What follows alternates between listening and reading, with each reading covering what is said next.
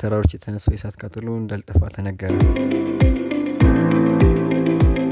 በአርሲ ተራሮች ብሔራዊ ፓርክ ጥር 29 2017 የተቀሰቀሰው የእሳት አደጋ እስከዛሬ ቅዳሜ የካቲት 29 በቁጥጥር ስር አለመዋሉን የፓርኩ ጽሕፈት ቤት ኃላፊ የሆኑት አቶ መሐመድ ቲፎ ለኢትዮጵያ ኢንሳይደር ተናግረዋል።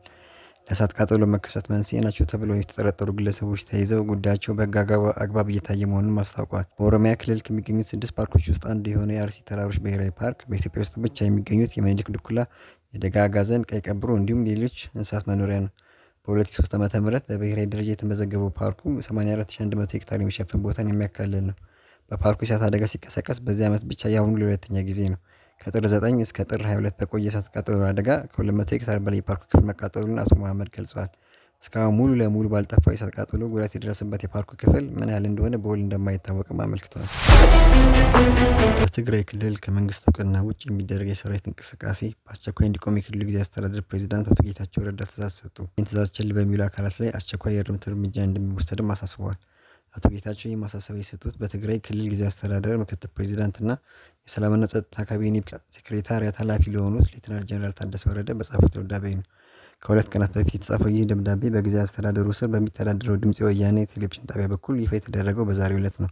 ህገወጥ እንቅስቃሴዎች እንዲቆሙ ስለማሳሰብ በሚል ርዕስ ስር የተጻፈው ይህ ደብዳቤ ህገወጥ ጉባኤ ያደረገው በሚል የሚጠራውን ቡድን ስልጣን ለማግኘት እንቅስቃሴ እያደረገ እንደሆነ ይወነጅላል።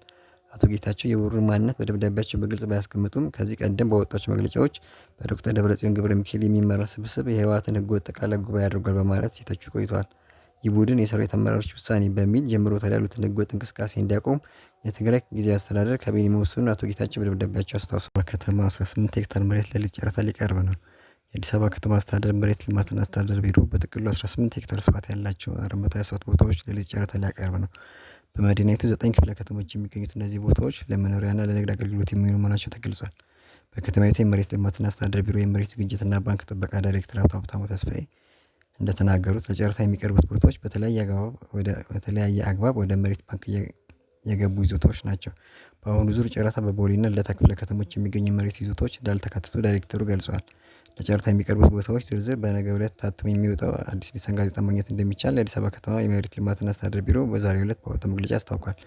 ይህን ተከትሎ የጨረታ ሰነድ ሽያጩ ከእጅ ንክኪ በጸዳ መልኩ ከመጪው ሰኞ መጋቢት 1 እስከ መጋቢት 12 ድረስ ባሉት ቀናቶች የሚከናወን መሆኑን ተጠቁሟል።